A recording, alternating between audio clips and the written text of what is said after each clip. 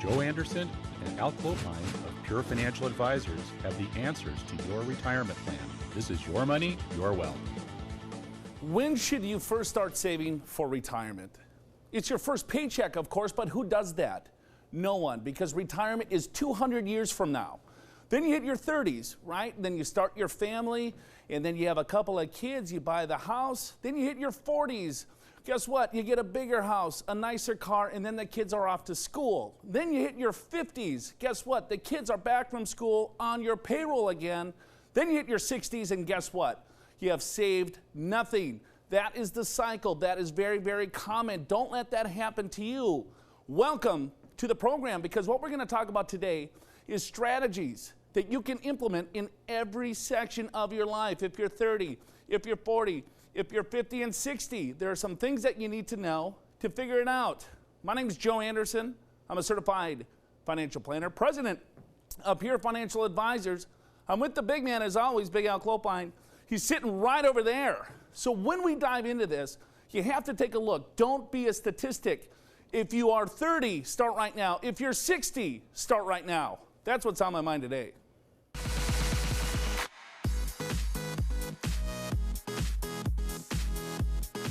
So let's take a look at some statistics here. Here's the problem, is that we go through these cycles of life and everything happens but saving for retirement. 57% of workers have less than $25,000 saved for retirement. 23% of workers over the age of 45 have $25,000 or more. But look at this, 14% think that they can afford long-term care costs. This is an issue. This is a problem because it's a lack of planning. Don't let this happen to you. Start right now. Let's bring on the big man, Big Al Clopine, to kind of dive in a little bit deeper.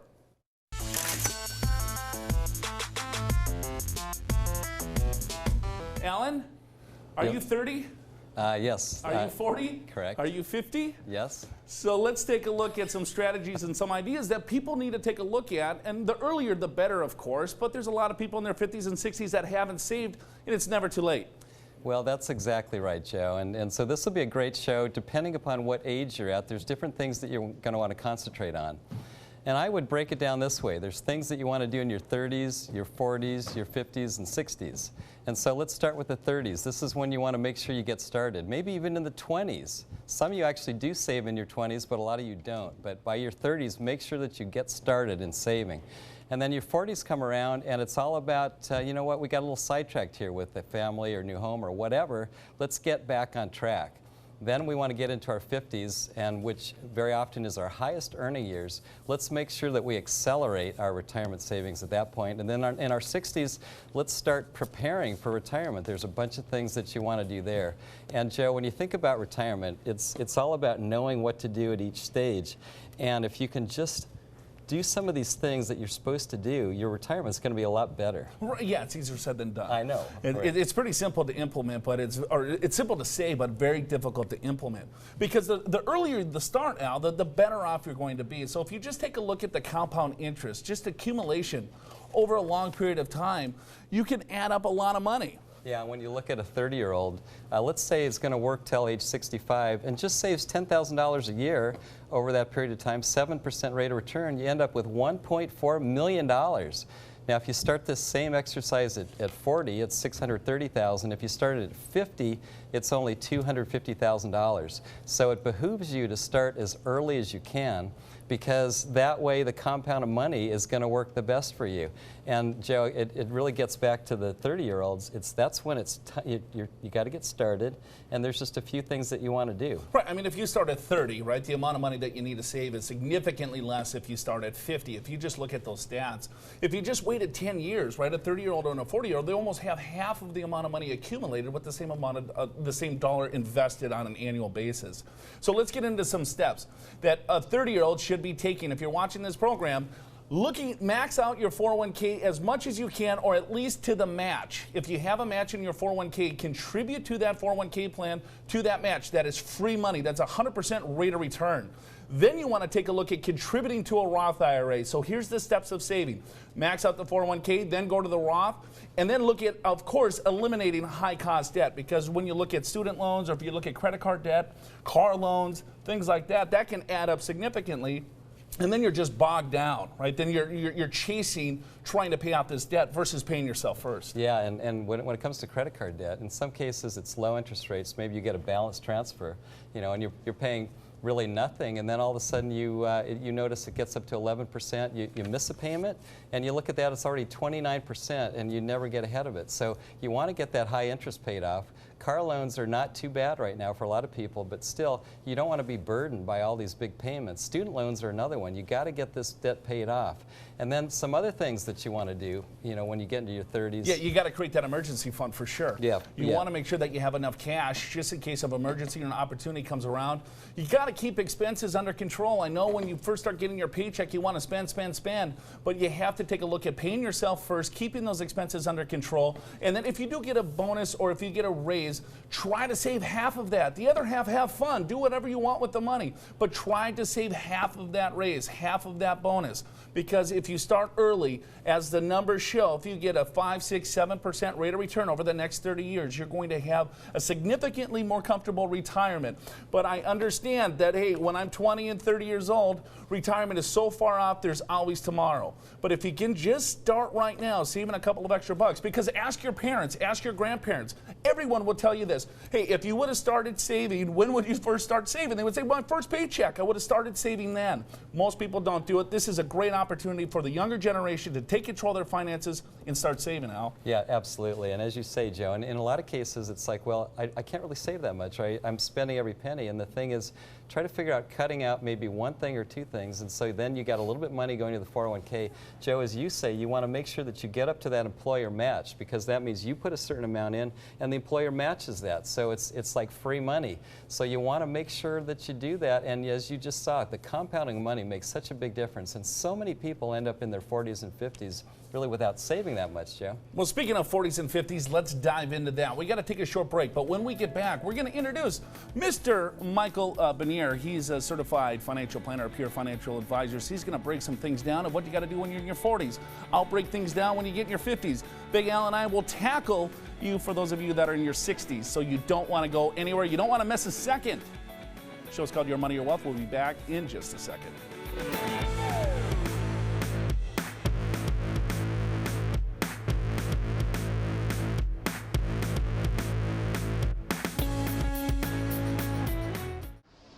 Hi, I'm Matt Balderston, Certified Financial Planner with Pure Financial Advisors.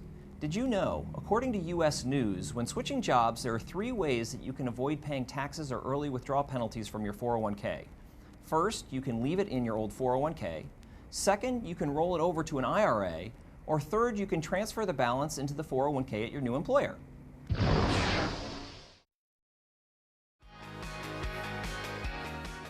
Hey, welcome back to the program. Show's called Your Money, Your Wealth. Joe Anderson, Big Al Clopine, hanging out, talking finance, things that you should consider when you are looking at retiring.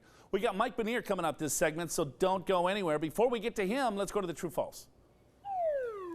I'm in my 30s, so it's better for me to save for retirement by putting money into a Roth IRA rather than a 401k, since I plan to have a higher salary in my 40s and 50s. What do you think, Joe? That's true and false. True and? Oh, wow. Okay. Because we just went through the order, right? So if you're looking at saving some money, you can't max out all plans, is that you start with the 401k first if they have a match. So go to the 401k first. Take advantage of that match. That is free money. That's 100% guaranteed rate of return on your dollar. Then after the match, then that's when you go to the Roth IRA. Then if you have more money after that, after you max out the Roth IRA, go back to the 401k. If there is no match and you are in a low tax bracket, then yes, very much so. It would be true to take advantage of the Roth IRA. But it's a little bit more complex. You just have to take a look at the plans and the rules and everything else. Yeah, so that's one of those cases where it actually is true or false, depending upon the situation. So, Joe, I'm actually real excited because we're going to introduce here momentarily one of our senior financial planners at Pure Financial Advisors, Mike Benier, with over 10 years experience. In fact, I think it's about 12 years experience to be exact. But at any rate, I want to get into what the 40-year-olds should be doing. And Mike, first of all, welcome to the show. Well, thanks, Al. Thanks for having me. Yeah, great to have you. So let's first talk about, we talked about 30-year-olds, and we know we need to get started in our 30s, but why do so many 30-year-olds kind of get off track? Well, I think it's a few different things that you guys have touched on. You know, a lot of changes happen. You have a family, you save for a house, you buy, you know, a more expensive car because maybe you're earning a little more. You start raising kids. Anyone that has kids know that, you know, children can be and are expensive. So a lot of money is going towards that, and they don't necessarily focus on retirement. Yeah, and so, so family, and we want to have families, we want to get married, Sure. we want to have kids, we want to have a nice home, so all these things kind of get in the way of our savings.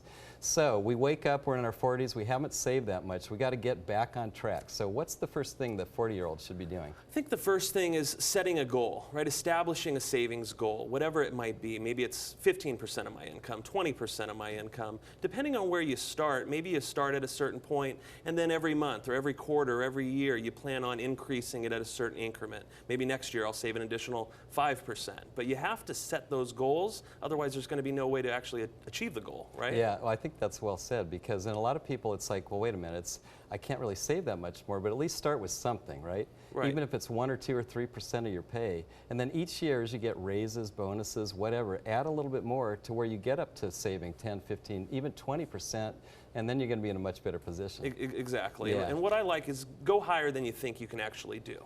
Right? Because it takes effort to then change it and adjust it down. I think if you set it high and it's automatic, especially if you're saving in your 401k, that'll be out of sight, out of mind. You'll end up saving a lot more than you think you actually can. I mean, it's all about saving money, because that's what's going to help you in retirement. Right. So, okay, so set a saving goal, right? Yeah. And then where should you save? Well, I think you want to definitely, like Joe had said, you know, max out or contribute towards the 401k to at least get the match, you know, potentially contribute to a Roth IRA, and then look at saving outside of retirement accounts. You know, those can be pretty tax efficient pools of money as well. Just saving into a non-retirement brokerage account might give you a lot more flexibility or control over your taxes in the future. So it's just planning ahead and deciding, you know, how much should I save, and you know, where should I be saving it depending on your individual circumstance. Yeah, and of course part of this is what tax bracket you're in. Exactly. So if you're younger and you're in a lower tax bracket, you might want to get more money into a Roth IRA or maybe a Roth provision of a 401k. Sure. Because the tax deduction is not as important for you, and that money grows tax-free. Exactly, and especially if you're in your 30s or 40s, you've got a lot of time for tax-free growth, if that makes sense. Right. Okay, what else should 40-year-olds be focusing on? I would say there's three, you know, other key things. You know, make sure to pay yourself first. You know, don't do what most people do. They focus on, let me get the children through school. Right, okay, now we've got kids in our 30s. Now I'm in my 40s, maybe now they'll go to school. Let me get that wrapped up, then I'll start saving for retirement. You really want to focus on saving for retirement as early as possible, because children can get loans, they can get scholarships, but unfortunately there's no loans or scholarships for retirement. Right. The next thing is making sure to choose the appropriate investments. You know, sometimes people are taking too little risk, especially if you're in your 40s. You've still got a good amount of time on your side. You need growth, you know, especially when interest rates are as low as they are right now. You do need to take some risk.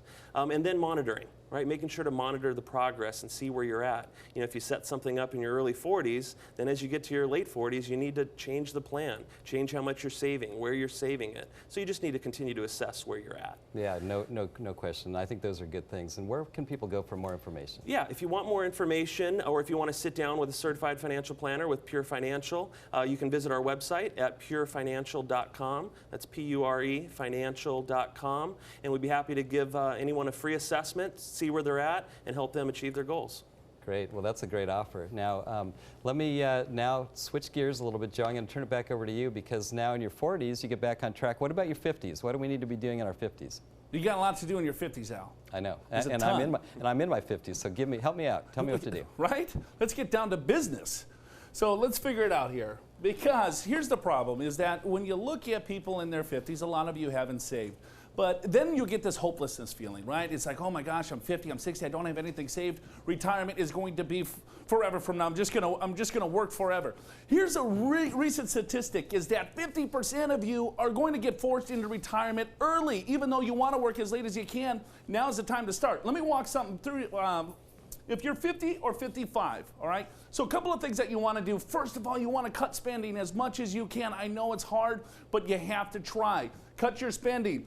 Look at maximizing your 401k plan. If you can maximize this plan, if you're 50 or 55, there's a lot of things that you can continue to do. It's easier for me to say. Then, if you get that match in your 401k plan, look at this. So instead of retiring at 65, you push it out to age 67. So let's say I'm 50, I want to contribute to the 401k plan. I get a match in that 401k plan. I invest those monies. I get a 7% hypothetical rate of return. Now look at this, $865,000. That's a huge sum of money that you can have a very comfortable retirement with. If you're 50 years old or you're 55, here's the steps. You want to start right now. You want to look at, okay, can I cut some spending? Then from there, you can save more. Manage the assets appropriately. Now, if you do not have a 401k plan, a lot of you don't, try to save into an IRA or a Roth IRA. If after you fund those, look at non-qualified investments or just mutual funds or stocks or bonds outside of retirement accounts. Save, save, save. That's the key. Now, let's walk it down. There's really 4 steps that you want to take a look at here. Number 1, maximize your retirement plans. If you have them, they're so key. You get a tax deduction, a gross tax deferred. Then cut expenses. You have to take a look at what you're spending. Make sure that you can cut expenses so you can maximize these retirement accounts. Then you want to look at creating this financial plan. Most people do not have any strategy. So if I'm taking a trip from right here, San Diego, to New York, if I do not have a roadmap, it's going to take me forever to get to my destination. If you have a roadmap, if you have a clear, concise financial plan, knowing how much money that you should save, when should you take your Social Security benefits, if you have pension, how much risk should you take, what is the tax consequence? There's so many things that you have to take a look at. That's creating this financial plan. And then finally, you want to create or update your estate plan. God forbid, 2 things are certain in life, taxes and death. When you die, right, you want to make sure that all of your stuff, all of your belongings go to where you want it to go. Those are the steps that you want to take. Please do this. All right, we got to take a break. When we get back, for those of you that are in your 60s, I know you've been waiting this whole show. When are they going to talk about us? When are they going to talk about us? Well, right after the break, we're going to talk about what you should do in your 60s. So don't go anywhere. Show's called Your Money and It's Your Wealth.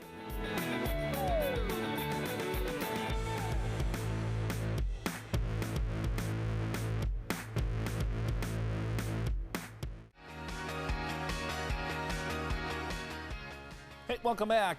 Joe Anderson here, alongside Alan Clopine. Your Money, Your Wealth is the television show you're watching, and we're talking about getting things together for your overall retirement. If you're 30, 40, 50, or 60. Before we dive into the 60-year-olds, let's go to the true-false question to see how you did here. Al?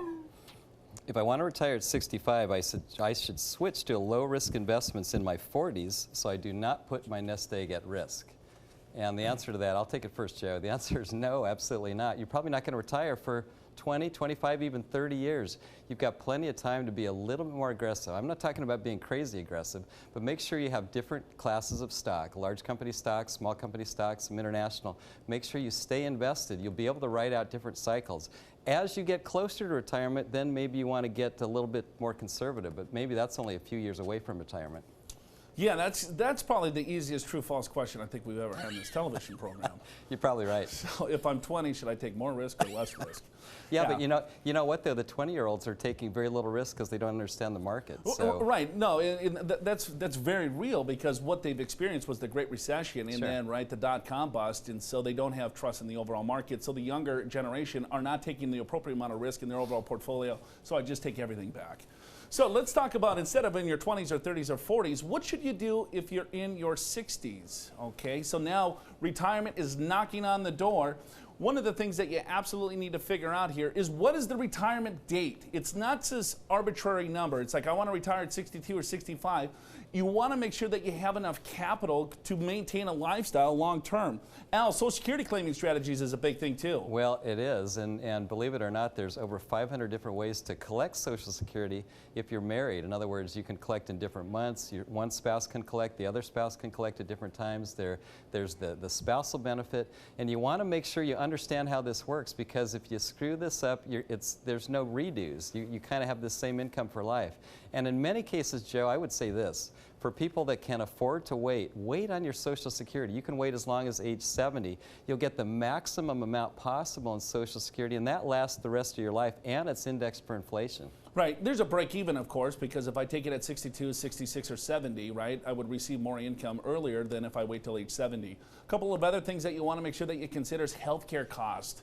Right, healthcare costs are on the rise, and then making sure that you're having fun in your overall retirement, because a lot of you approach retirement, you end up in retirement, and then it's like, now what? Make sure that you plan it out, what activities that you want to do, what your social circles are going to be. Let's flip it over to you now. Let's get to your email questions, and so let's make sure that we can get these right, Al. What do you got? All right, I've got some good ones today, but I will say, first of all, what's your retirement plan, Joe? Ice fishing? Is that? That is it. I'm going to move back to Minnesota. I'm going to sit on a lake in the middle of winter and freeze. That's what I thought. That's what I thought. Okay, so let's get to email. So here's one of your email questions. This is from Elizabeth, Carmel Valley. So if I file my taxes separately from my husband, can I contribute to a Roth IRA? Since I make $110,000 a year, my husband earns $150,000 a year. So we're talking about a Roth contribution. So that's $5,500 a year or $6,500 a year if you're 50 and older. Can you make a contribution if you're married filing separate? The answer is no, not with that kind of income. In fact, your income has to be below $10,000 to make a Roth contribution. So it's very difficult when you're filing separate to actually be able to make those contributions. Yeah, that $10,000 threshold is for filers that file separately. So Al, you've been a CPA for quite some time. Tell me, when does it make sense for someone to file separately? Well, it's a good question, and I get this all the time. And typically, there's almost no situation where it's better to file separately in California, because in California, we're a community property state, which means that half of my income is my spouse's and half of her income is my income. So we end up with two equal returns, and the tax rates are higher. So generally, it doesn't make any sense unless you come into the marriage with a lot of separate assets producing a lot of separate income. That would be about the only time in California. But Joe, why don't we get to the next email question here, because I know we just have a couple minutes here. This is from Mark in Alpine. He says, I'm in my 40s, I'm in good health. Do I need disability insurance at this age, or can I wait till I'm older? Well, that's a good question. I think it depends upon who, on your income. It depends upon if you're married and what your spouse is making. I would say it this way, Mark, is if a loss of your income is going to make a big difference in your lifestyle, then yeah, you probably want disability insurance, because it's for you, it's for your family, for your spouse, for your kids, and so forth. Well, I mean, if you take a look at it like this, Al, so someone in their 40s, right, the biggest asset that individual probably owns is their ability to earn an income. So if I'm 40 years old making $50,000, $80,000, $100,000 per year, you got to take a look and extrapolate that over the next 25 some odd years. And so if you get disabled, you want to make sure that you have income coming in. The first place to look is your employer. See if they have a long-term disability program. Now, also from a taxability standpoint, you want to pay those premiums through your employer. So then when you do receive those premiums, those would be tax-free to you. If you were ever to become disabled, that benefit would be tax-free. If your employer pays that premium, just know that the benefit that you would receive would be fully taxable to you. 1 minute, Al. Let's see what we got. Okay, I think we got one more question from Steve in Leucadia. He says, I'm in my 30s, and the only money I've saved is in my Roth IRA. He's saying, since I've already paid taxes on the money, can I use it as a down payment on my house? And Steve, the answer is it depends. If it was a Roth contribution, you can pull out that principal amount tax-free, no tax, no penalty. But the growth itself, you actually can't pull that out until 59 and a half. And if you do pull the growth out, then you have to pay taxes on that plus penalties. If it's a Roth contribution, it's a little different rule. You got to wait 5 years before your principal, the original conversion, would be available for a home down payment. But unless it's a first-time home buyer. So if you're a first-time home buyer, there's special rules within the IRS legislation that allows you to take money out, right, without the penalty. Okay, so you just want to take a look at if it's a first-time home buyer, you will be able to take some of those dollars out of your retirement account. Understand that you will pay the tax. If it is in your IRA, your Roth IRA, you will avoid the 10% penalty. But that's the last place you want to take is your Roth IRA when you're that age. You want to let that money compound tax-free. All right, we got to get out of here. If you have an individual retirement account, an IRA, stick around next week because there's a lot of mishaps that will take half of that IRA if you don't do this correctly. I want to thank Mike Benier for joining us today. Big Al Clopine, wonderful job. My name's Joe Anderson. Have a wonderful, wonderful weekend. You just watched another episode of Your Money, Your Wealth. Have a great weekend.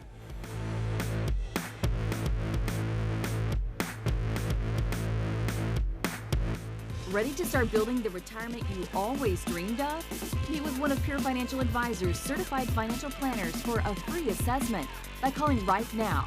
1-888-99-GOALS. That's 1-888-99-GOALS. Or go to our website at purefinancial.com. Your retirement is within reach. We'll show you how.